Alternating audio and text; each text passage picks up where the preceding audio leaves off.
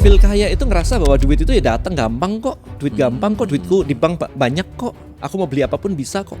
Challenge-nya adalah orang-orang itu melihat duluan, duitku nggak banyak kok disuruh feel kaya. Jadi mereka melihat dunia nyata duluan baru feelingnya ngikutin. Berarti feelingnya adalah victim. Feel kaya itu penting. Feel kaya, meskipun belum kaya ya. Ini feel kaya teman-temannya, bukan duitnya banyak beneran, tapi feel kaya. Nah kalau orang tuanya selalu bilang bahwa kamu tuh anak orang miskin, kamu tuh anak orang gak mampu, udah jangan muluk-muluk. Dia akan merasa bahwa kalau aku set goal tinggi-tinggi, kalau gak nyampe, kan sakit ya. Lo bilang kok bahwa kemiskinan itu mental problem. Yes. Salah satu caranya adalah memperbaiki our relationship with money, hubungan kita dengan uang. Cara yang lain gimana? Ada beberapa teknik. Yang pertama, kita pakai namanya teknik happy spending. Ada kayak jurnal, di mana hari pertama kamu dikasih duit 1 juta. Ya, maksudnya jurnal 1 juta, habisin. Tulis aja buat beli apapun itu, bayar utang, terserah, habisin. Itu adalah salah satu cara untuk kita latihan supaya kita itu ngerasa kita punya duit banyak.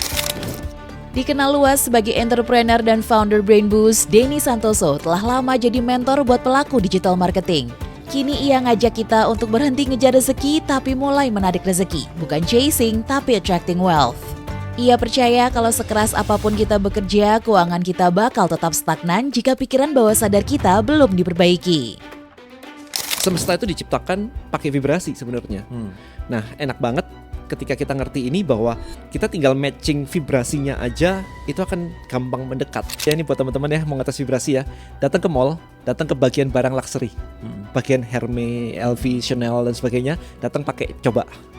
Feel-nya apa? Happy atau takut minder malu?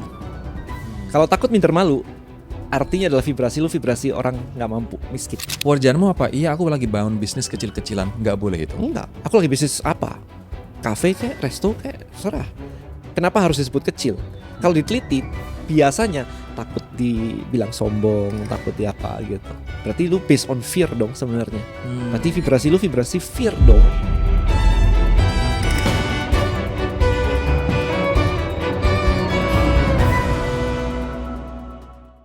Guys, sering nggak sih lo ngerasa bahwa semakin kita ngejar uang, semakin uang susah didapat. Dan kita ngejar ngoyo, kalaupun misalnya gampang didapat, nggak bertahan lama, ya udah nggak bersisa gitu. Tapi ketika kita santai, ketika pikiran kita tenang dan diri kita tenang, kok ternyata uang datang. Dan kadang-kadang jumlahnya nggak kita duga gitu.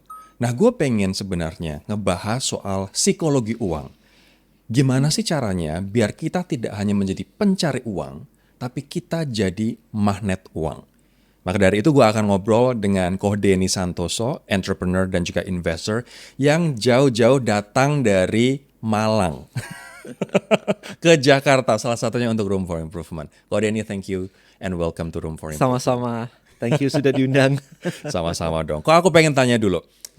Ini berdasarkan pengalaman pribadi dari Ko Denny dan aku pun juga merasakan ternyata cari uang tuh nggak cuma soal skill. Yes.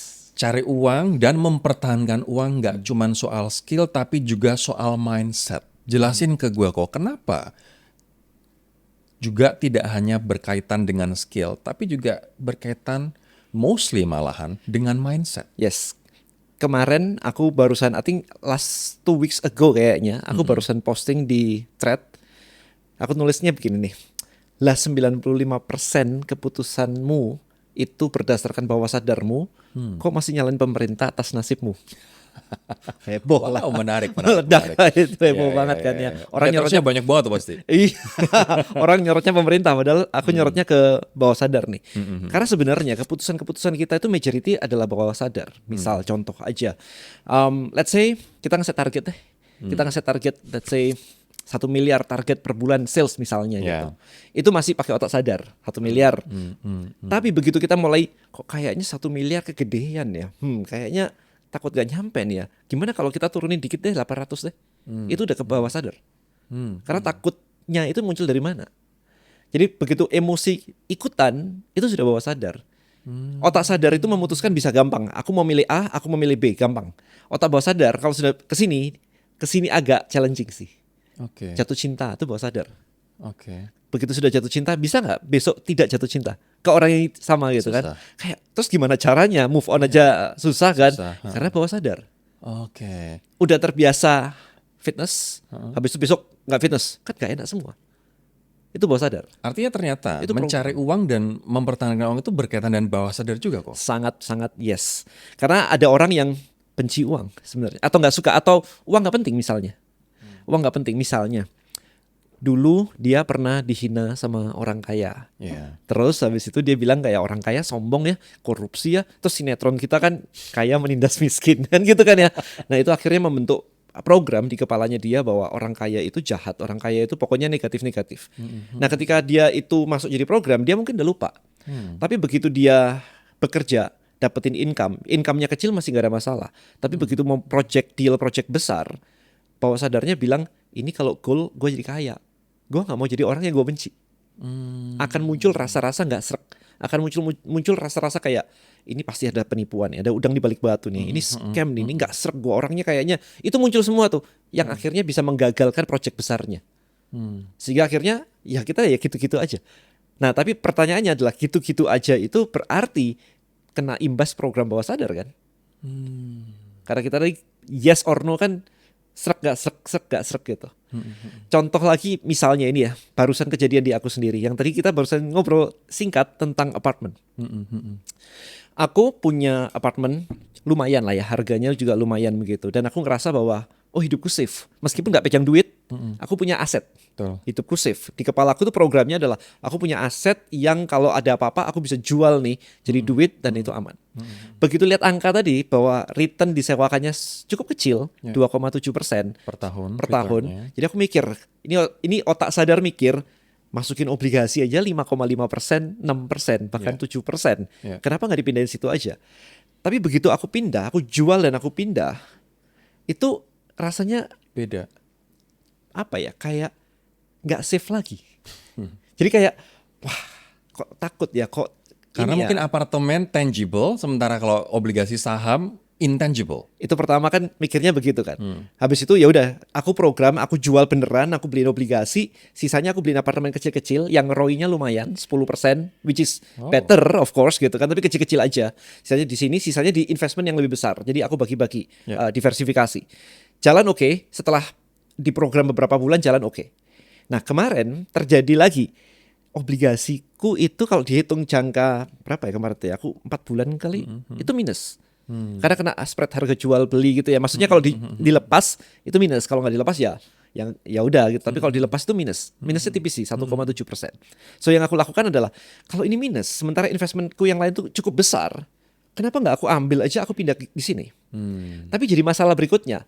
Masalah pertama adalah tangible ke obligasi. Ini udah berubah nih, dan itu merasa takut kan. Aku program otakku supaya obligasi ini safe nih. Surat utang negara loh, safe loh gitu. Programnya udah jadi nih. Mau aku pindahin ke investment yang lebih besar, ini juga problem lagi. Sama-sama paper asset loh. Tapi kalau misalnya balik ke pertanyaanku tadi kok, why mindset matters? Mindset kan yang menentukan. Tapi drivernya itu adalah belief system di bawah kita, di bawah otak sadar kita. Belief system, identity, sama value. Ini drivernya. Mindset itu cuma hasil byproductnya aja. Mindset kan set of thinkingnya. Kalau begini maka begini, kalau begini maka begini. Pertanyaannya, nyambungnya kalau begini maka begini itu datang dari mana? Datang dari value, belief, identity, konsep yang kita pelajarin dari kecil.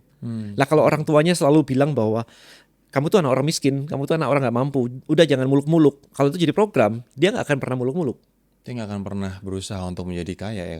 Ya udah ada cap, ada batasan. Dia akan merasa bahwa kalau aku set goal tinggi-tinggi, kalau nggak nyampe kan sakit ya. Yeah. Sementara aku ngajarin anakku kalau gagal ya it's okay. Nah, itu bedanya di situ. Berarti kan dari sini tuh. Mendingan nggak aku kejar daripada nanti gagal dan sakit. Oke. Kau pernah bilang bahwa kemiskinan itu adalah mental problem. Yes. Influencer sebelah bilang bahwa kemiskinan itu karena kamu malas. Kamu nyebutnya kemiskinan karena mental problem. Why is it a mental problem? Malas juga mental problem nggak sih? Malas juga mental problem eventually. Tapi kenapa kemiskinan itu mental problem? Kenapa kemiskinan itu bukan Skill, karena struktur, Ya gitu betul. kan, ya. Bukan karena ketidaktahuan. Kenapa mental problem? Karena pikirnya gini aja. Kita temuin Ini kita ngomong kaya dan miskin dalam konteks bukan menghina yang miskin, tetapi untuk course. supaya lebih clear aja ini Betul. kaya ini miskin gitu ya. Buat teman-teman biasanya supaya nggak itu ya, sensitif, ya. agak sensitif gitu ya. Kita temuin orang-orang yang memang struggling in financial, kita temuin, ditanyain aja, what do you feel about money atau what do you feel towards money? Perasaanmu terhadap uang itu gimana? Kebanyakan mereka akan benci money, mereka akan bilang itu masalah. Bayangin aja, jadi kayak kata-katanya itu negatif-negatif semua. Ini siapa toward yang money. ngomong? Yang banyak, si temuin miskin? aja. Iya, Si miskin atau si kaya? si miskin. Si miskin. Nah, kalau kaya simple, uang itu tools. Betul. Uang itu Sementara si alat. miskin akan bilang uang itu sumber masalah, uang itu pemecah belah, uang itu Yes, bikin kayak orang gitu-gitu. berubah gitu Oh. ya. Uang itu ngingetin aku dikejar-kejar debt collector. Sementara si kaya mau ngutangnya gede nggak pernah nyebutin itu masalahnya. Utangnya juga banyak loh. Kan aku main di investment banyak ya. Liability dan sebagainya, utang itu banyak company-company, tapi mereka nggak pernah nyebutin itu. Utangnya di leverage aja buat bisnis, gitu. Jadi memang hubungan sama uang itu benar-benar jelek. Begitu ada temennya buka restoran misalnya gitu, langsung kan dikata-katain sama dia, dasar lu anak orang kaya dan sebagainya gitu. Kayak negativity vibes-nya itu keluar, gitu. Apakah artinya ketika kita mau kaya, ketika kita mau berkecukupan, kita harus make peace with money, berdamai dengan uang kok. Bayangin ya, kamu PDKT orang sama cewek tapi ngata-ngatain dia mulu. Sebel gak dia? Make sense gak sih? Kan kita bener-bener iya. ya good vibes dong. Kalau ini dua-dua good vibes kan mendekat dong. Tapi mungkin ada orang yang berpikir, aku udah mencoba good vibes ke uang, tapi uang kok nggak datang-datang kok. Karena good vibes di mulut doang gak di hati.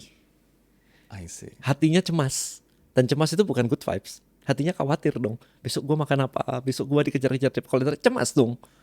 Kalau cemas kan it's not a good vibes. Seberapa itu ngefek? Hati yang kayak tadi my opening, hati yang tenang, pikiran yang tenang, kita yang I'm open for abundance, dengan kita yang gerusa-gerusu, kita yang panik, itu efeknya ke uang bedanya kayak gimana? Bedanya pernah nggak ngalamin mau gini, paling simpel aja, pernah nggak ngalamin mau jual barang, entah motor, entah rumah, entah mobil begitu, kayaknya kok challenging banget, tapi begitu udah berdoa sih, tapi nggak laku-laku, begitu pasrah kayak ya udah laku nggak laku dah, tiba-tiba laku. Iya. Nah menariknya begitu tiba-tiba laku ini, entah sorenya atau besoknya teman telepon, bro motor lu udah laku belum? Gue mau dong. Itu kan sering banget tuh. Itu aku nanya banyak orang sekali, mereka pernah mengalami itu. Jadi terus kalau ini semua pernah mengalami, ini bukan kebetulan dong. What is the science behind ini semua? Ternyata sainsnya adalah ketika rumah atau barangnya belum laku, feelingnya itu berharap.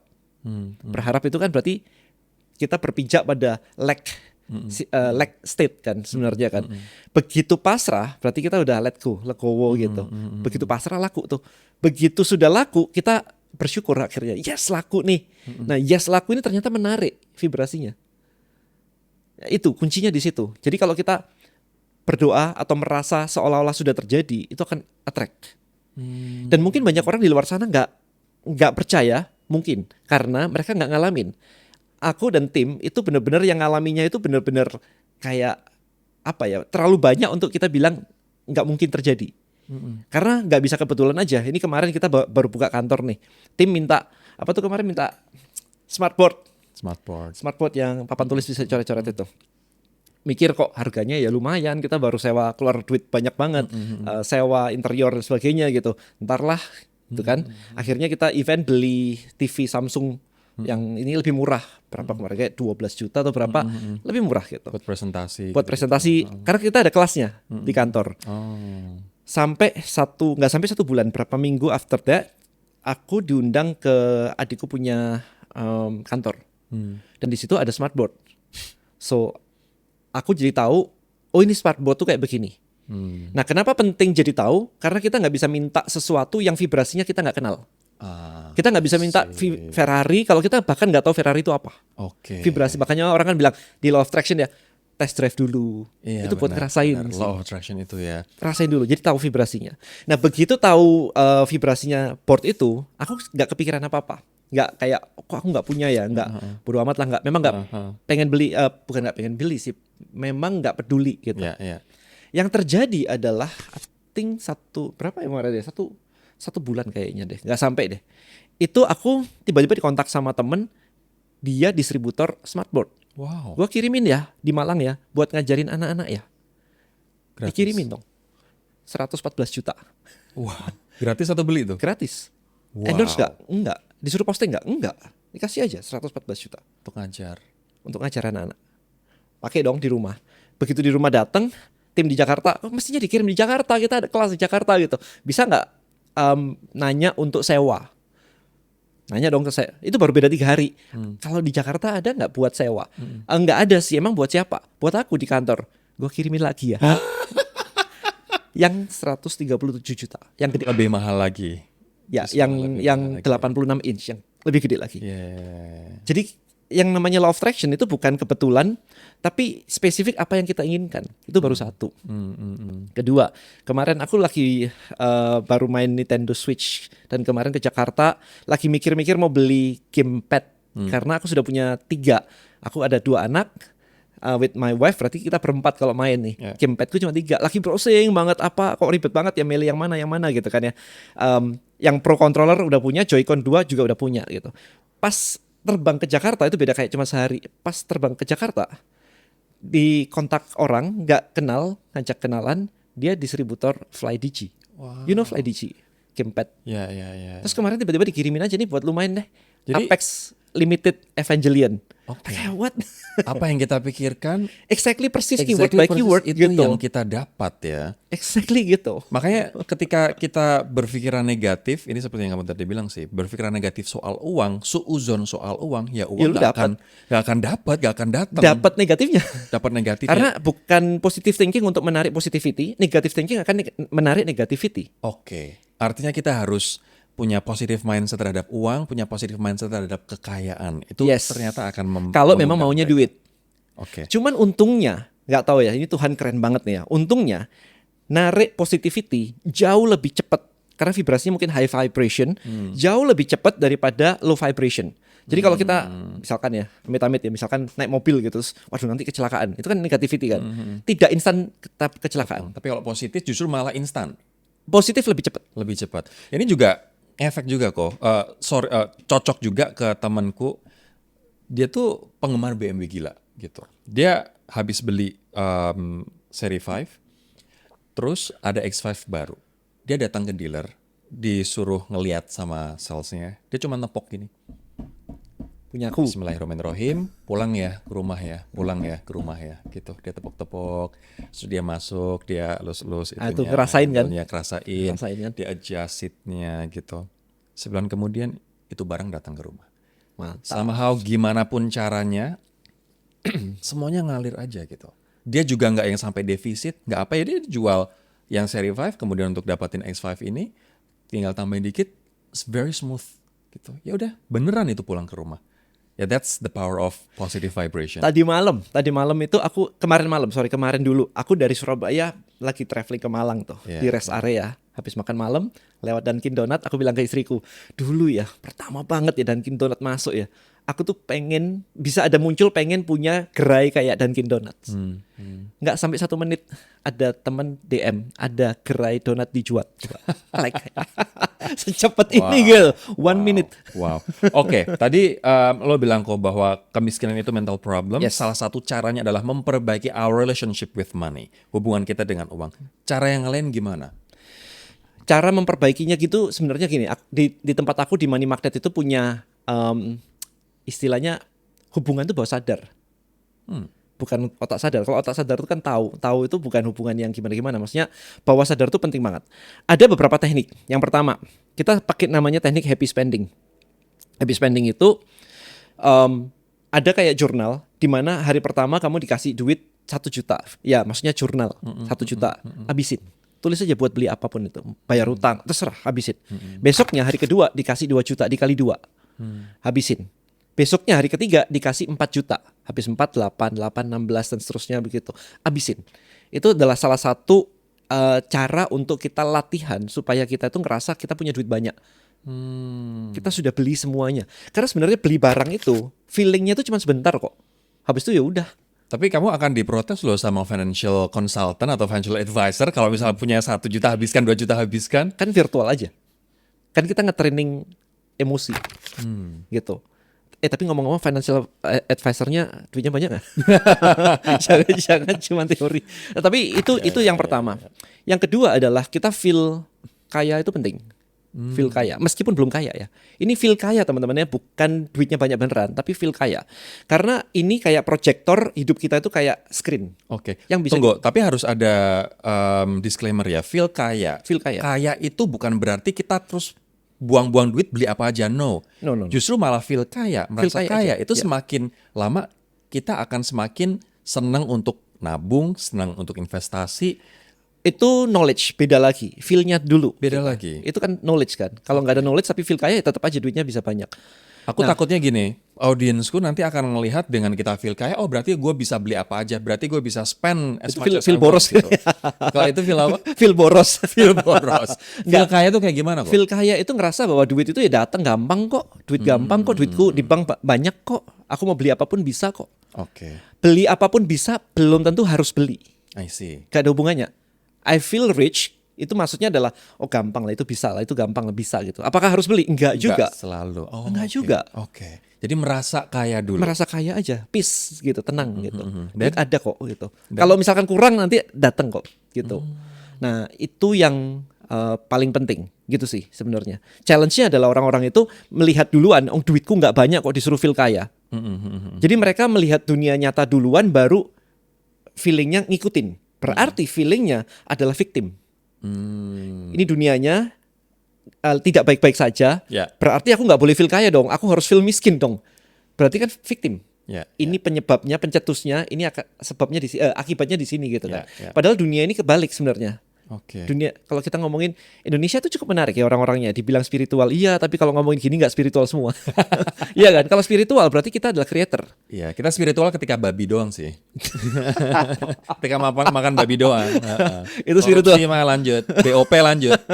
Makanya, my belief adalah kita creator, berarti create dulu di dalam.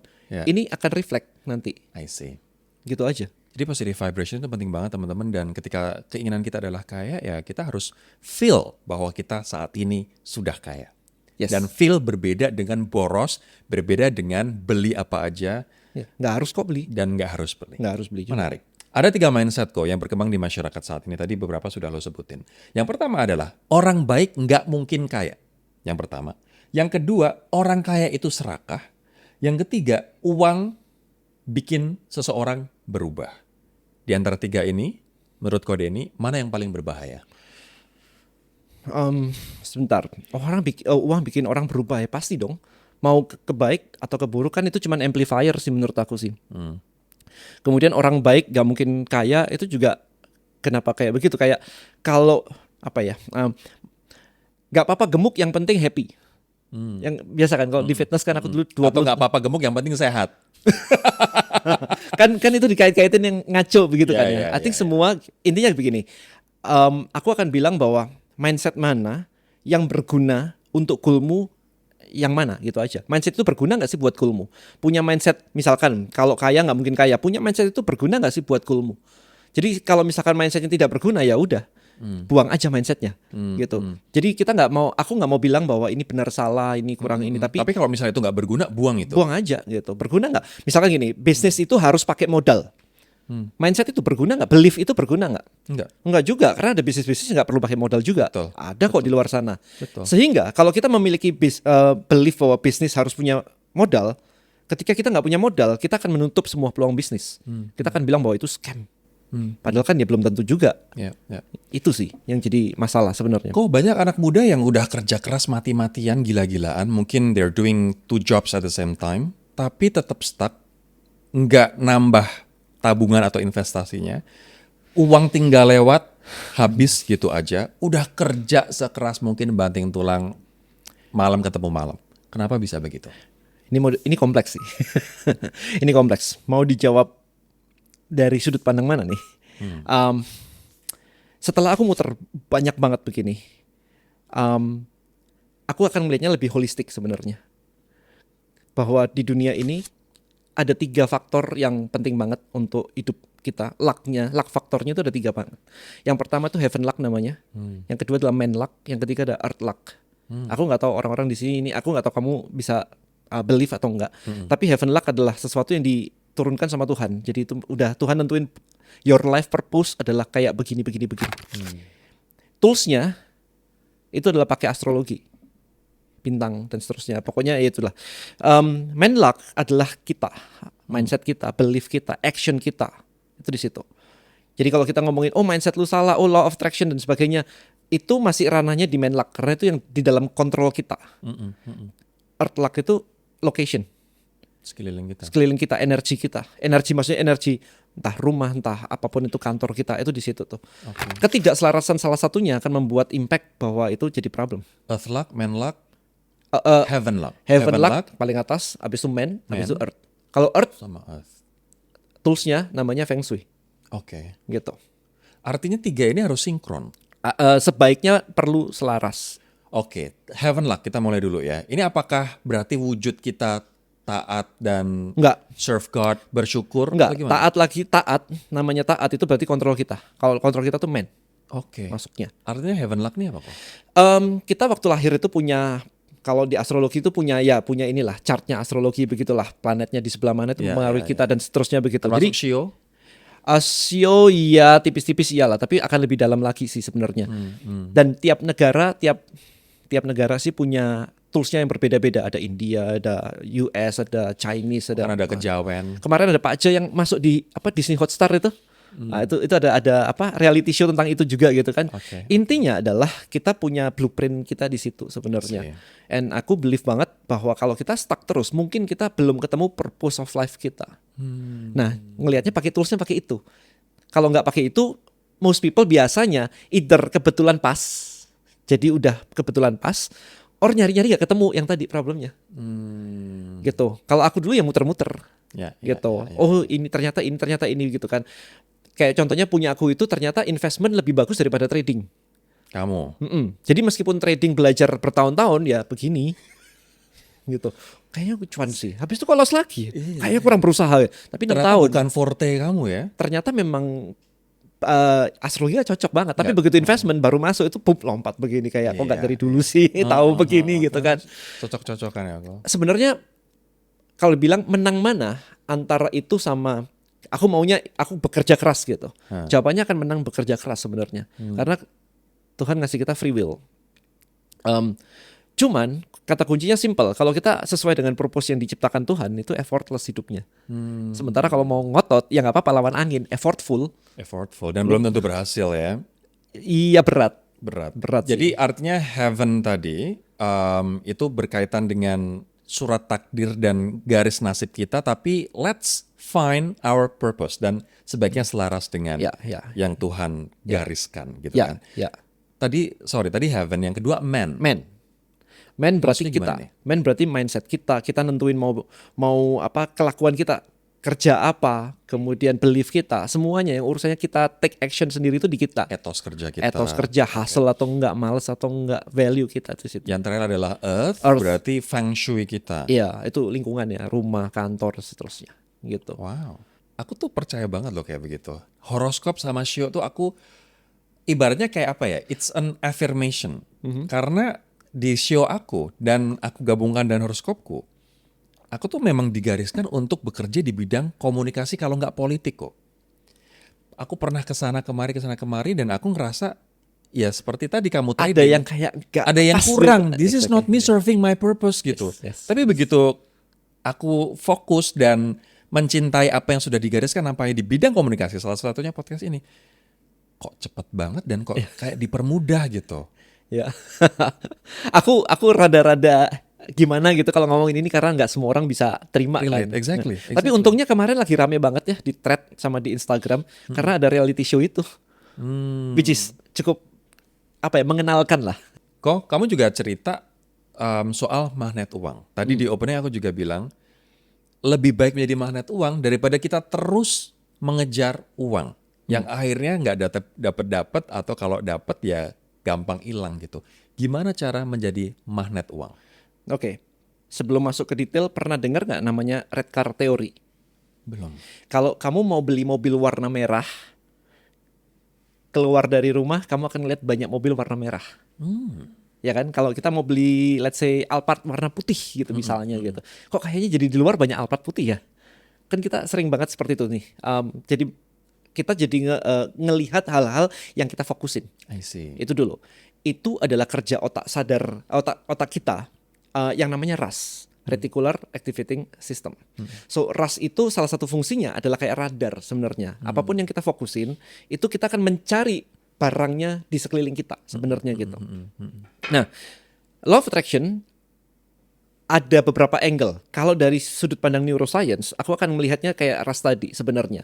Ketika kita fokus ke duit secara spesifik, maka otak kita akan mencari duit itu secara spesifik. Kalau otak kita fokus ke peluang baru, maka otomatis kita akan menemukan banyak peluang baru. Paling gampang adalah yang red car theory tadi. Kalau kita mau beli mobil let's say Alphard warna putih, maka keluar rumah kok gampang banget lihat Alphard. Atau mau beli BMW nih, kok tiba-tiba ngeliat BMW kayak begitu. Nah, problemnya dengan banyak orang adalah mereka selalu fokusnya ke hutang, bukan ke duitnya. Aku mau hutangku lunas. Bahkan berdoa aja semoga utangku cepat lunas. Coba dong doanya tanpa nyebut utang, bisa nggak? Apa dong ya? Macet dan berarti otaknya program utang. Karena dia macet tuh. Disuruh ilangin utangnya, terus nyebut apa dong? Lalu butuh apa buat lunasin utang? Butuh duit, ya udah sebutin duitnya, selesai. Ya kan? Tapi utangku 10 juta, ya sebutin aja mau duit 10 juta, selesai. Kalau dapat 50 juta ya 10 juta nggak masalah. Nggak masalah, tinggal sebutin duitnya aja. Kenapa harus nyebutin utang mulu gitu? Nah, karena mereka terbiasa nyebutin utang mulu, maka otaknya akan yang dilihat utang. I see. Temen ngomongin utang, instan lah. Temennya dikejar debt collector, aku juga tos gitu. Tapi dia tidak melihat yang dia inginkan. Itu menjadi problem. Yang dari sudut pandang lain adalah semesta itu diciptakan pakai vibrasi sebenarnya. Nah, enak banget ketika kita ngerti ini bahwa kita tinggal matching vibrasinya aja, itu akan gampang mendekat. Kayak gitu. Contohnya, kalau misalkan pengen duit gitu, ya udah fokus aja ke duit, lihat duit, gambar duit. Maka kalau law of attraction kita selalu pakainya visualisasi atau vision board. Goalnya apa? Visualisasi supaya rasnya tadi jadi. Sebenarnya rasnya jadi, kemudian vibrasinya disuruh nge-feel good about itu. Jadi kalau misalkan mau duit gitu ya, yang perlu dilakukan adalah, oke, bayangkan misalkan 1 miliar begitu. Bayangkan duit 1 miliar dan feel good-nya yang penting. Kalau 1 miliar udah dateng, lu bakal ngapain? Bakal bisa jalan-jalan, bisa umroh, bisa beli rumah, bisa beli motor, dan seterusnya. Itu feel good, itu yang paling penting. Jadi bukan visualisasinya. No, it's not about visualisasi. Visualisasi membantu munculnya feeling. Kuncinya feeling. Begitu feelingnya oke, dan gitu. Nah, kalau kita baca buku kayak The Secret dan yang lain-lain, itu kan ngajarinya kan visualisasi kan. Missing partnya bagi most people adalah tidak mudah bagi mereka merasa punya duit banyak sementara duitnya nggak ada. Susah itu. Itu the most challenging part sebenarnya. Nah, karena itu aku ciptain Brain Boost itu di situ sebenarnya. Karena gini, bawah sadar kita itu nggak bisa bedain realitas sama imajinasi. Contoh paling gampang. Nonton film horor di bioskop. Otak sadar tahu itu cuma film. Otak bawah sadar masih takut. Betul. Pulang kok rasanya masih ada gimana gitu loh. Karena bawah sadar itu ketika dimasukin sesuatu dia nggak bisa bedain. Nggak bisa bedain antara realita dengan imajinasi. Dia bahkan nggak bisa bedain past and future. Dia nggak bisa bedain ini benar ini salah, nggak bisa ngejudge. Oh ini benar ini salah, nggak bisa. Maka infuse alam bawah sadar kamu dengan yaitu feeling bahwa kamu kaya, feeling bahwa kamu mampu, you are the money magnet gitu kok. Exactly. Sehingga dia akan bekerja di ranah bahwa aku kaya kok, bawah sadarnya belief dia kaya. Orang kaya bisa saja duitnya habis loh. Betul. Ya kan, kita lihat orang kaya duitnya habis, tapi habis itu balik lagi. Karena feel-nya ya aku tahu caranya, gampang kok, duit itu cari duit itu gampang kok. Nah gitu. Nah sekarang kuncinya berarti kan adalah memprogram bawah sadar nih. Gak bisa cuman kita bilang bahwa aku kaya, itu cuma di otak sadar. Betul. Bawah sadar itu aktifnya kalau kita pas tidur. Mau tidur ketidur. Jadi mau tidur sama bangun tidur. Itu otak bawah sadar aktif tuh. Makanya afirmasi terbaik dilakukan di saat itu. Makanya kamu mengajarkan kita untuk mendengarkan daily affirmation atau melihat, memvisualisasikan mimpi kita or vision board atau dengerin Brain Boost. Mau tidur atau setelah bangun tidur. Bangun tidur kayak sholat tahajud. I see. Sholat tahajud kan tidur dulu bangun.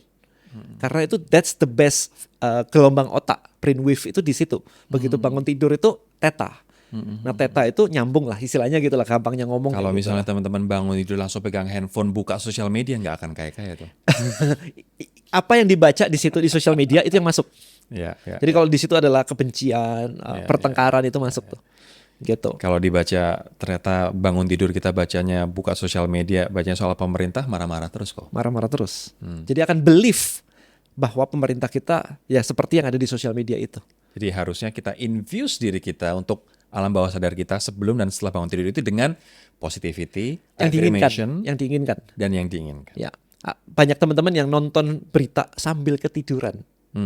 That's the problem. That's a problem. Masuk soalnya. Karena filternya off kan. Oke, menarik. Sama kayak bayi waktu kecil digendong, tidur dibisikin. Sama. Prinsipnya sama sih. Jadi kita bisa banget kok jadi money magnet ya. Yes. Asal mau. Asal mau. Dan kita infuse alam bawah sadar kita dengan affirmation, visualization, dan apa yang kita inginkan. Yes. Menarik. Kamu juga bicara soal rasa syukur kok. Ketika kita bersyukur, gak ada hubungannya tuh dengan uang nambah. Gak ada hubungannya tuh dengan kita tiba-tiba tabungan kita bertambah kok. Gak ada hubungannya kita dapat promosi. Gak ada tabungannya investasi kita naik. Tapi kenapa kamu menyebut rasa syukur itu adalah kunci dan jalan untuk kita meraih kekayaan? Jadi sebenarnya kita perlu tahu dulu kalau kita mau duit, maka kita perlu fokus di duit sama bersyukur. Jadi ada vibrasinya bersyukur, tapi ada kontennya juga sebenarnya. Jadi kontennya apa? Kita mau apa? Aku mau gamepad loh. Mau kemarin itu. Feel gratitude aja bisa let go, tiba-tiba gamepad datang. Jadi perlu tahu apa barangnya dulu. Makanya kalau di komunitasku latihannya paling gampang begini, latihan paling gampang. Kita doa minta koin 1.000 aja. Karena koin 1.000 itu gampang banget, di pinggir jalan juga ada, di selokan juga ada, di laundry juga ada, mesin cuci juga ada. So untuk membuktikan bahwa ini semua bisa dilakukan, yuk kita berdoanya minta koin 1.000 aja. Jadi skripnya simple. Ya Tuhan, hadirkan koin 1.000 dari tempat tak terduga, maksimum tanggal X. Wow. Lihat berapa jam ketemu. Itu kita mendikte Tuhan dong kok. Minta kok. Minta. Minta kok. And that happens to you. Iya, ke semua komunitasku juga kayak begitu. Yang nggak ketemu biasanya itu terlalu berharap. Jadi gampang banget kok. Kok nggak ketemu ya? Lu berharap banget ya. Iya. Ya udah. Ini proses let go-mu tuh di sini. Kok coba ajarin aku kok. Aku pengen sahamku yang aku investasiin naik 50%. Gimana kok? Aku harus. Ya cuma tinggal bilang aja, ya Tuhan sahamku yang ini naik 50% maksimum tanggal segini gitu. Itu tapi gini. It's really depend. Kadang-kadang kita tidak bisa kita tidak bisa memaksa Tuhan mendatangkan uang itu lewat pintu yang mana. Itu kadang-kadang limitasi kita. Oh, aku maunya pokoknya dari duit itu datang dari kerjaanku. Atau kemarin itu contoh ada satu orang minta lunas utang. Kalau dia cuma berdoa supaya kerjaannya naik, utangnya nggak lunas, nggak cukup juga anyway. Kerjaannya nggak bisa ngebayar utang. Yeah. Yang terjadi adalah kakaknya tiba-tiba ngasih sertifikat rumah yang nggak dipakai buat dijual semurah mungkin, nggak apa-apa, yang penting laku buat nutup utangnya. Oh wow. Nah, kan terserah Tuhan ya. Terserah Tuhan dari manapun. Iya. Artinya doanya jangan naik saham naik 50%, tapi Lu mau ya income Allah, berapa ya gitu. Tuhan, di usia 40 tahun, yakni 2 tahun dari sekarang, aku pengen punya investasi di saham 10 miliar. Misalnya kayak begitu. Ya, boleh. Terserah dari manapun asalnya, yang penting 10 miliar Ya. di usia 40. Gitu kok. Yes, aku lebih suka umur boleh, tanggal juga lebih presisi, oke. Tanggal segini gitu. Latihan paling gampang koin 1.000 dulu deh. Koin 1.000. Kayak orang nge-gym loh. Jangan 10M dulu. Iya, kayak aku mau kayak Adirai ngangkat 100 kilo, nggak pernah nge-gym. Iya. Nggak tahu rasanya. tahu Perlu tahu rasanya. Nanti kalau sudah koin 1.000 dapat, naikin aja 100.000. Tapi Naikin berarti 1 juta. setelah meminta kepada Tuhan itu, kita let go. Let go aja. Jangan kapan ya Tuhan ya, kapan ya Tuhan. Nah, berarti nggak let go dong. Iya, malah nagih. Malah Nagih-nagih nagih. nanti. Iya.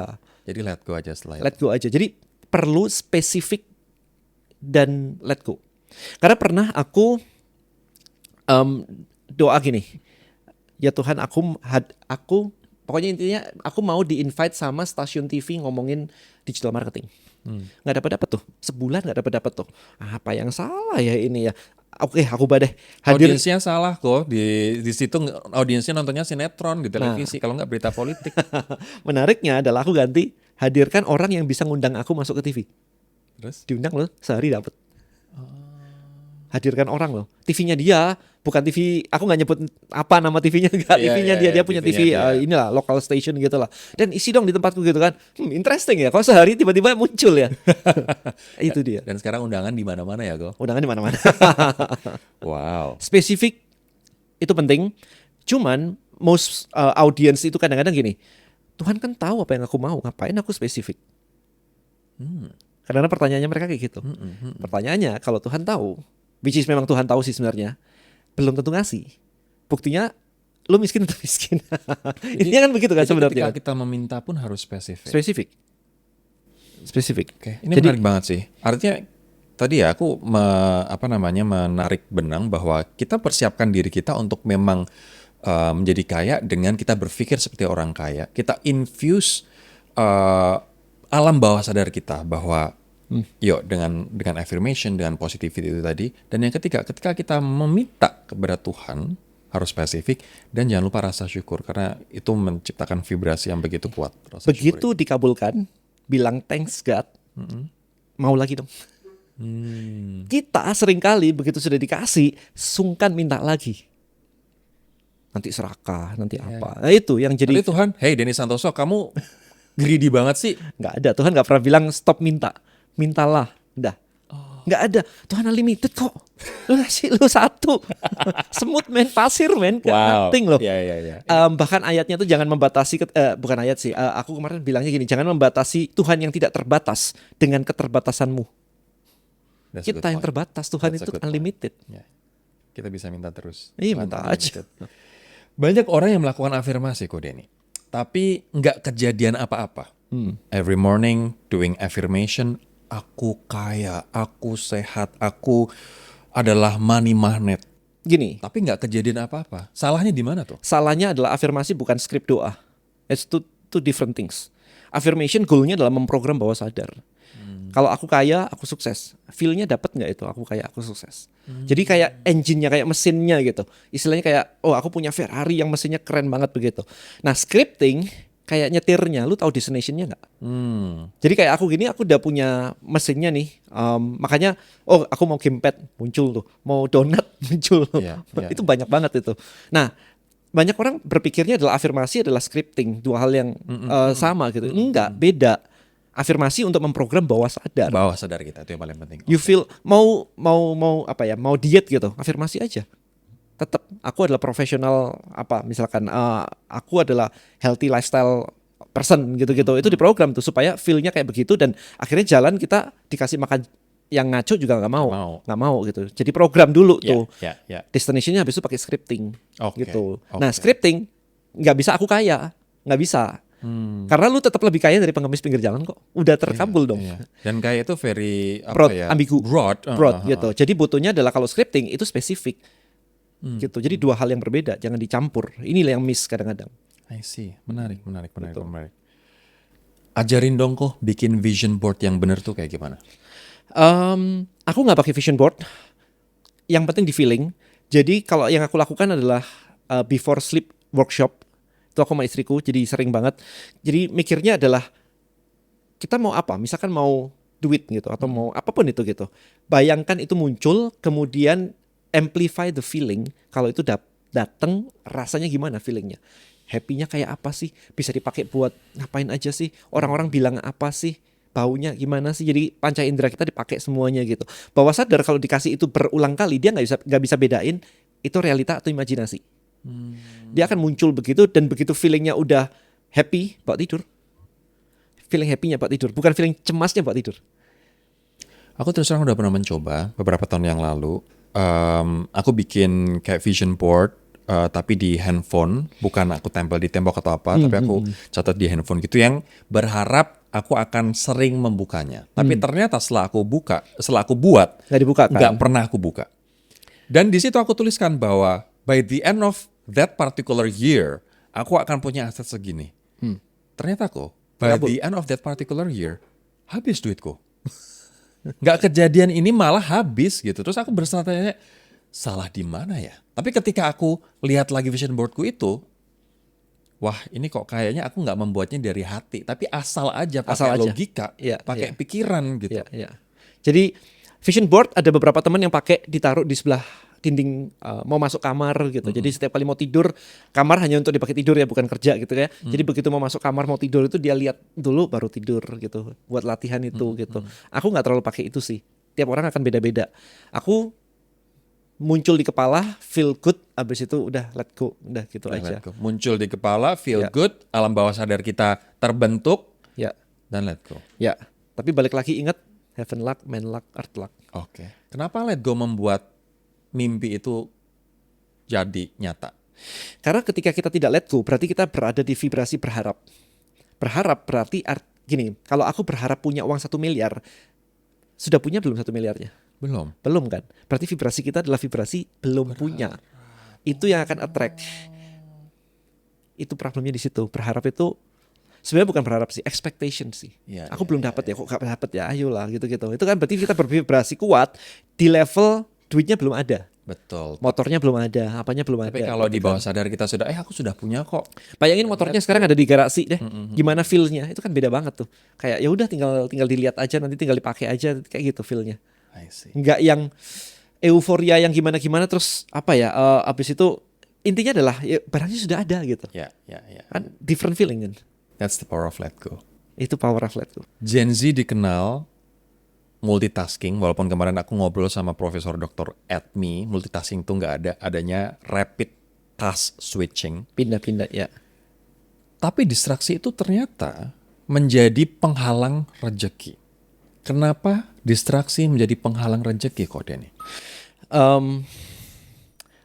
Sebenarnya bukan ke rezeki kalau distraction di kepalaku, tapi karena tadi rapid switching tadi itu jadinya adalah aku dulu pernah ngalamin soalnya. Jadi kalau kita mau ngebor sumur, belum sempet dalam banget, belum jackpot kena oil yang besar, kita udah pindah lagi. Kita udah pindah lagi. Sehingga seolah-olah kayaknya aku udah ngelakuin ngebor 10 sumur, tapi kok rezekiku nggak dapat. Iya. Padahal mungkin dia di kedalaman yang mungkin lebih dalam lagi gitu. Jadi itu satu. Kedua, kalau kita ngerjain banyak hal, sebenarnya bukan kita ngerjain banyak hal, tetapi kita membagi waktu kita ke banyak hal. Yang harusnya sehari, let's say kita bekerja, let's say 10 jam beneran 10 jam mikir begitu. Kalau kita punya 10 bisnis berarti cuma 1 jam kita mikir. Bisa sekreatif apa kita 1 jam? Kalau 10 jam kan bisa di ini, oh networknya ke sini.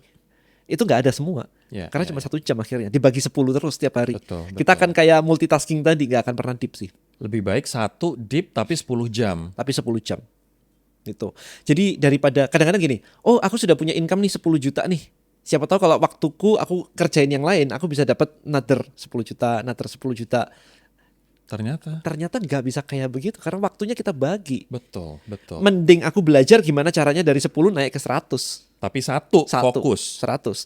Nah pertanyaannya gini, kendaraanmu bisa 100 nggak? Kalau kendaraanmu nggak bisa 100, itu saya pindah gitu. Aku pindah. Ini Jadi bidang. aku akan nyari gini, kendaraannya bisa nggak dari 10 ke 100? Kalau sudah bisa 100, aku nyari ke 1 miliar misalkan. 1 miliar nyari ke 10 miliar. Oke, if goalnya memang 10 miliar, pertanyaannya, bisnis lu bisa nggak nyampe sini? Banyak orang juga selalu bilang, bisnisku kecil-kecil, aku bisnis kecil-kecilan. Why kamu nyebutin bisnis kecil-kecilan sih? Lama-lama kan jadi besar. Nggak bisa bro, lu bikin gubuk nggak bakal jadi tower. Mau seberapa tahun pun nggak bakal jadi tower. It's Harusnya different kita bilang blueprint. apa? Aku mau bisnis besar ya gak apa-apa, sebutin aja bisnis besar. It's fine. Pekerjaanmu apa? Iya, aku lagi bangun bisnis kecil-kecilan. Nggak boleh itu. Enggak, aku lagi bisnis apa? Kafe kayak, resto kayak, serah.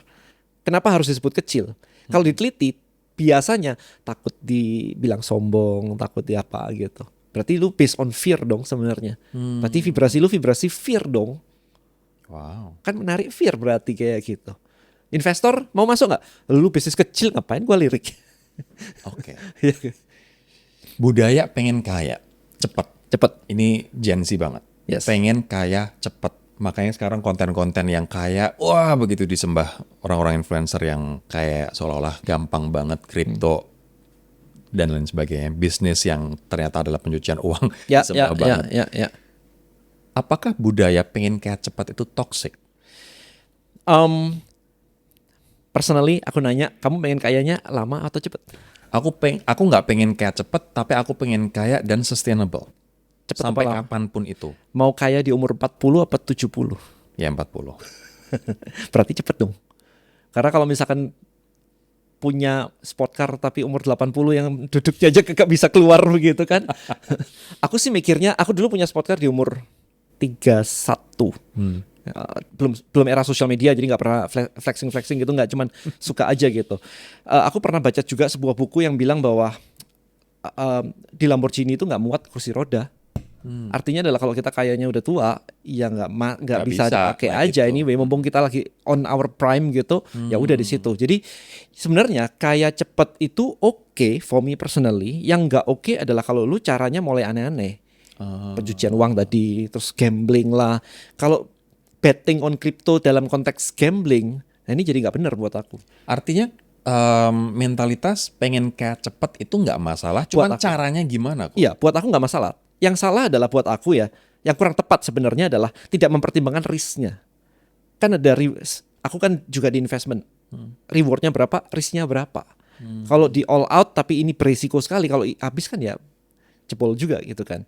Jadi kaya cepet itu sebenarnya nggak apa-apa, jangan sampai malah kaya itu lama.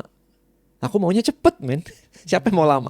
Ya kalau bisa cepet, kenapa enggak? Bahwa mayoritas masyarakat tidak tahu caranya kaya cepet, itu urusan mereka. Bener nggak?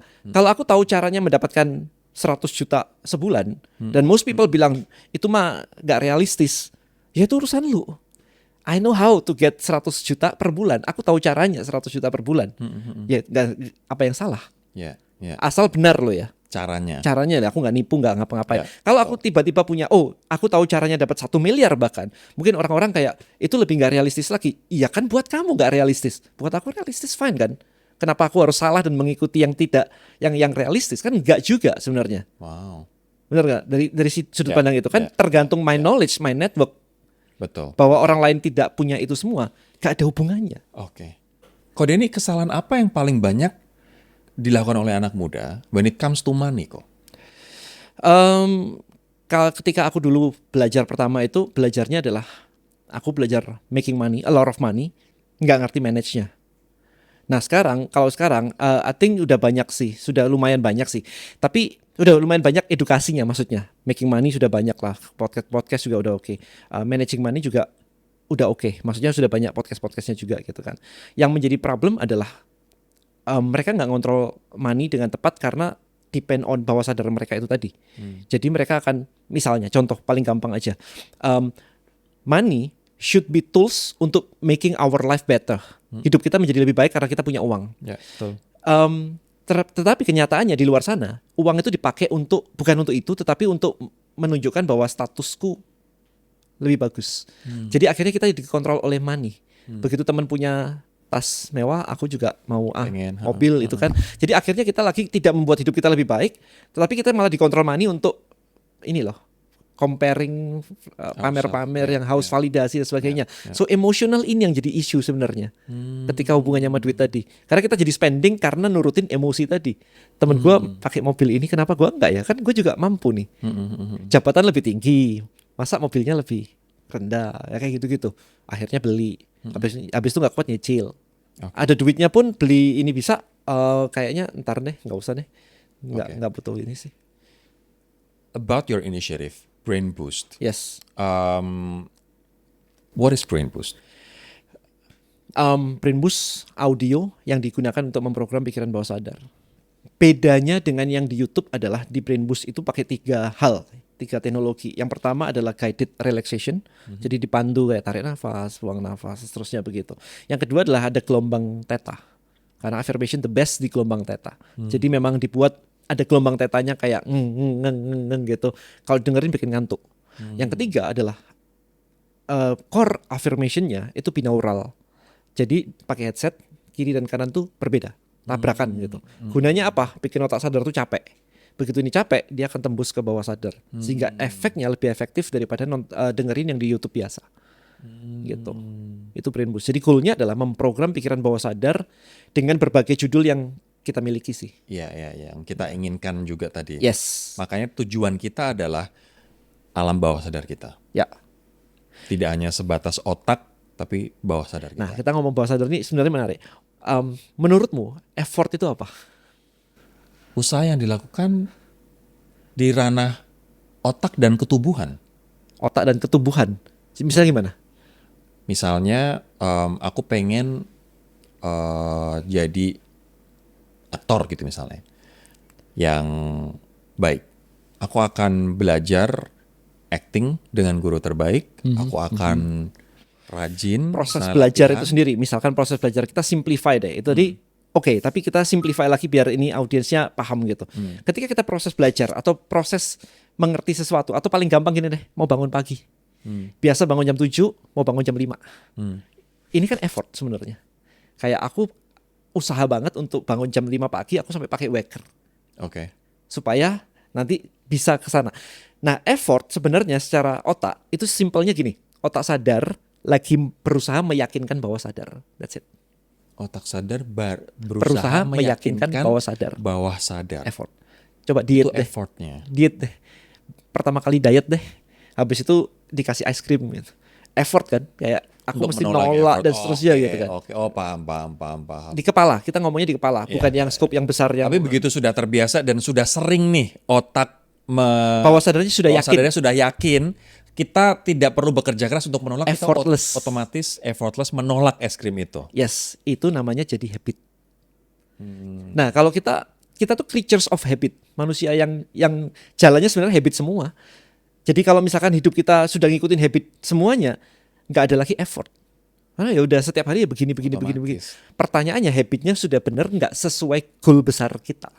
That's why ada buku berjudul The Power of Habit Atomic habit kan, kecil-kecil atau gitu. Atomic Habit. Nah, atomic habit berarti kan kecil-kecil tadi. Nah, kecil-kecil tadi kan berarti kita kayak sedang effort meyakinkan bahwa sadar on certain part gitu.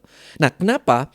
Kalau ditanya lagi, kita mau hidup itu effortful atau effortless? Effortless dong. Effortless dong. Berarti kalau bisa, bahwa sadarnya sudah diprogram dong. Kalau mau kerja aja. Kalau mau diet aja. Betul, Ya kan? betul. Kalau mau nge-gym aja. Betul. That's brain boost. I see. Kenapa bentuknya audio? Kenapa nggak video atau visual atau Karena otak bawah sadar aktif ketika kita tidur. Matanya lagi merem.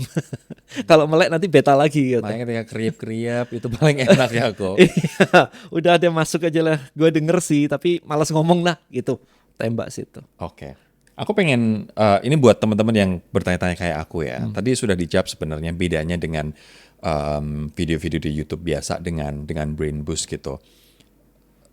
Kenapa orang harus beli ya istilahnya ini? This is a digital product, right? Digital product. Kenapa orang harus beli Brain Boost?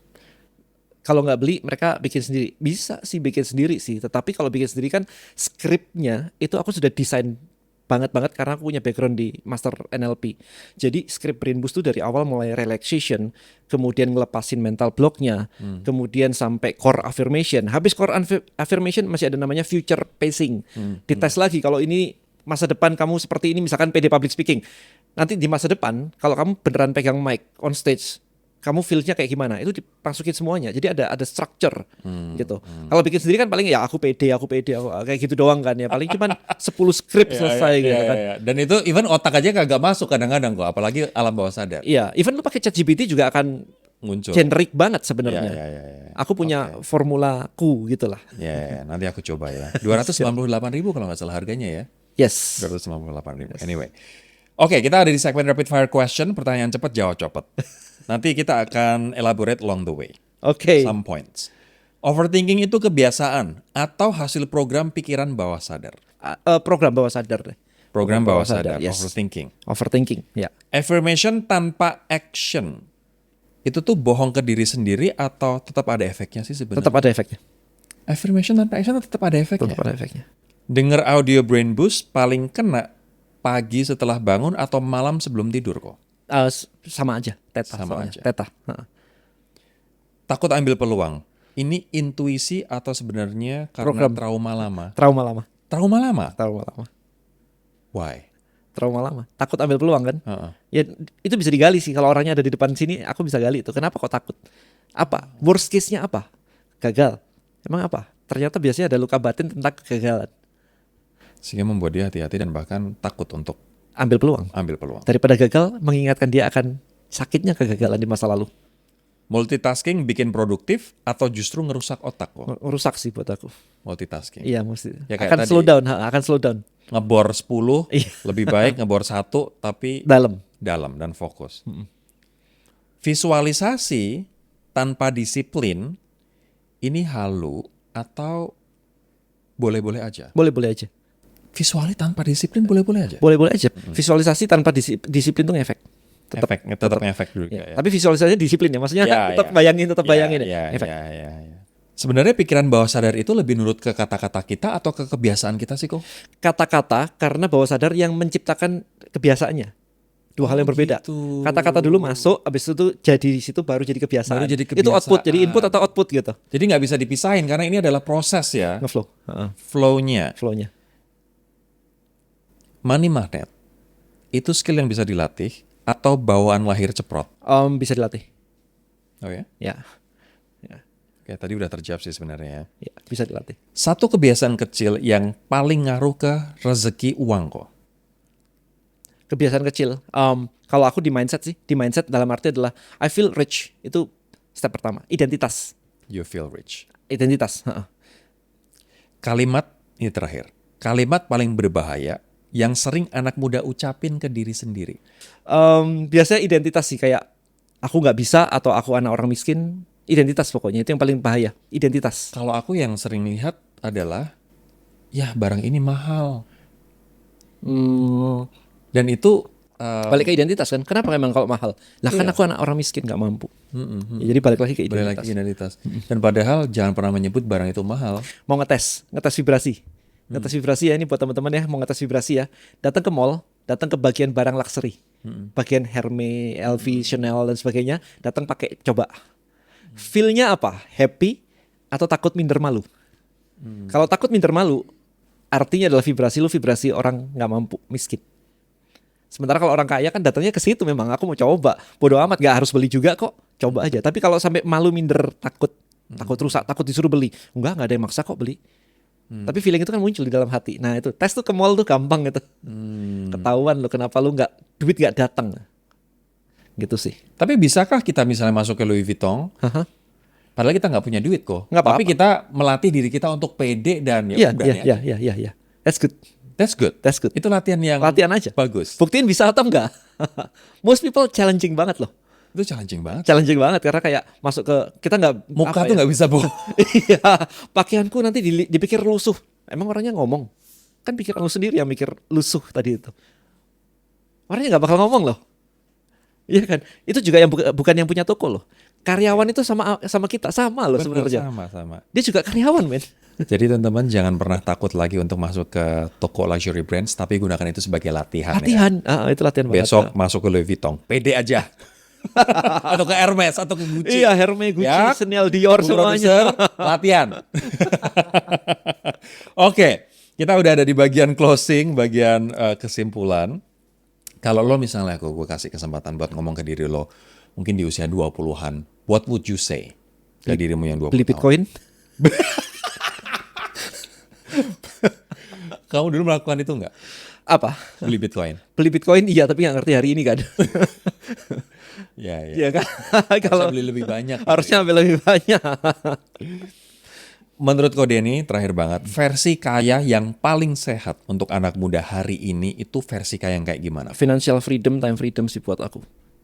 Karena itu tergantung lifestyle masing-masing. Jadi nggak ada patokan bahwa harus 1 miliar, harus McLaren, whatever. Enggak, tapi sesuai lifestyleku, aku bisa time freedom, aku bisa financial freedom. Udah enak banget kan? Berarti kan aku nggak kerja lagi. Udah, jalanin aja hidup itu enak banget. Itu versi kaya menurut aku sih. Financial freedom dan time freedom. Iya. Ko Denny, thank you banget buat waktunya. Sama-sama. Sukses terus dan semoga ini bermanfaat buat ngebuka mindset teman-teman dan ngelatih pikiran bawah sadar kita bahwa kita adalah orang kaya. Amin. I'll see you in the next video. Bye-bye.